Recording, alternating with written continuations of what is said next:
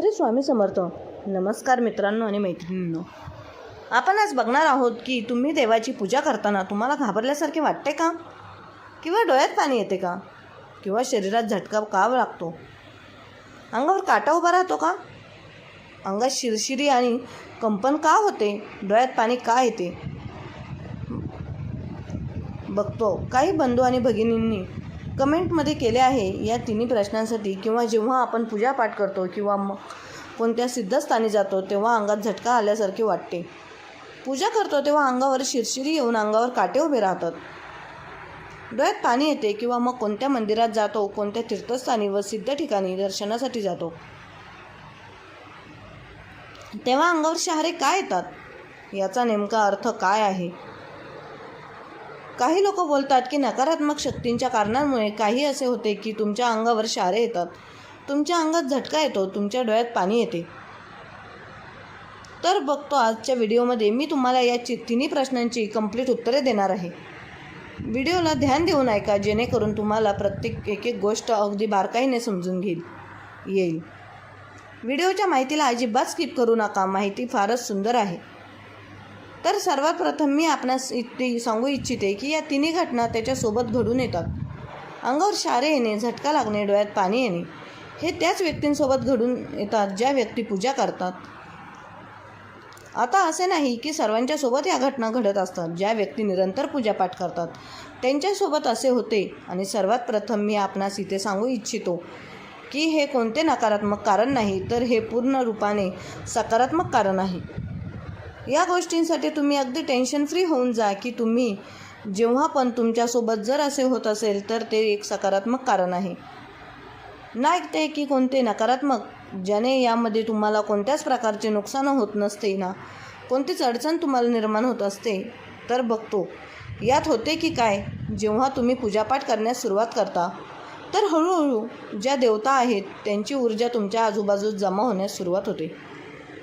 आणि जशी ती एकत्र जमण्यास सुरुवात होते तशी ती तुमच्या शरीराच्या आतमध्ये प्रवेश करायला सुरुवात करते.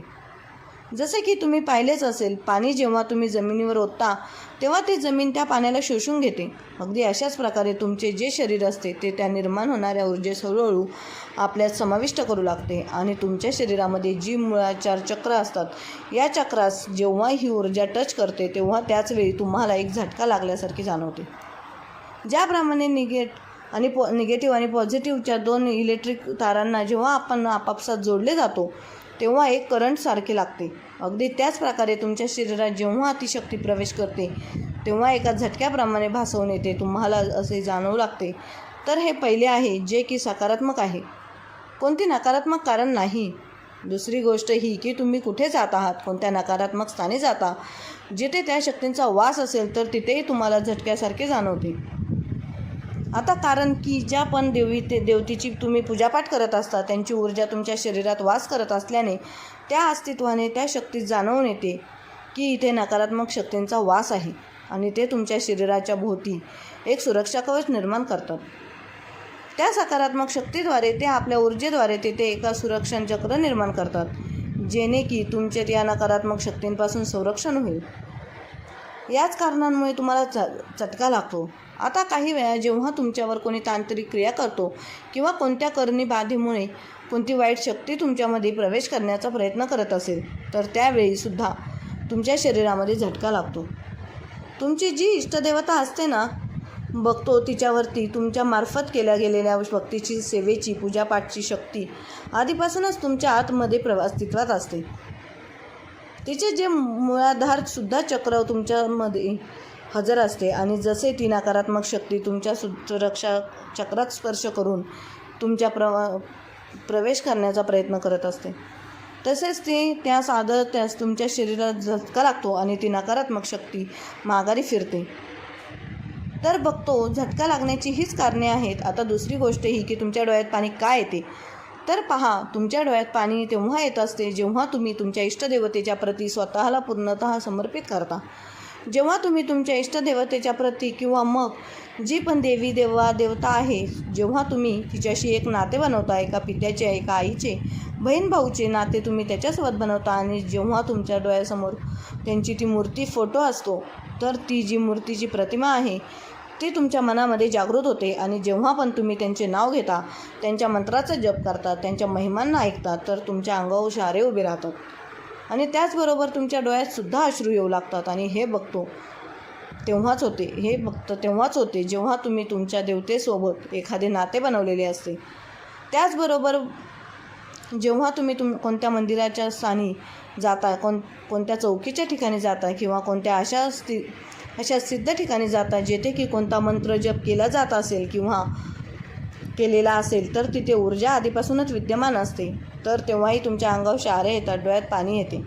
आता हे अंगावरील येणारे शहार जे आहेत ते तुमच्या अंगावर त्यावेळी उभे राहतात जेव्हा तुम्ही भजन ऐकू लागता, जेव्हा तुमच्या इष्टदेवतेचे नाव तुमच्या कानावर पडते, जेव्हा तुम्ही त्यांच्या महिमेचे गुणगान ऐकता, जेव्हा तुम्ही त्यांच्या चरित्रांचे वाचन करता, तेव्हाही तुमच्या अंगावर शहारे उभे राहतात.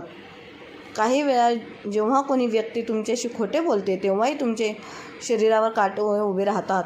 तुम्हालाही माहीत पडते की कुठेतरी ही व्यक्ती जी आहे ती काहीतरी खोटं बोलत आहे. किंवा मग जेव्हा तुम्ही कोणत्या ना कोणत्या नकारात्मक ठिकाणी जाता, तर तिथे हे संकेत मिळतात की तिथे कोणीतरी नकारात्मक शक्ती उपस्थित आहे आणि अशावेळी तुमच्या अंगावर काटा येतो.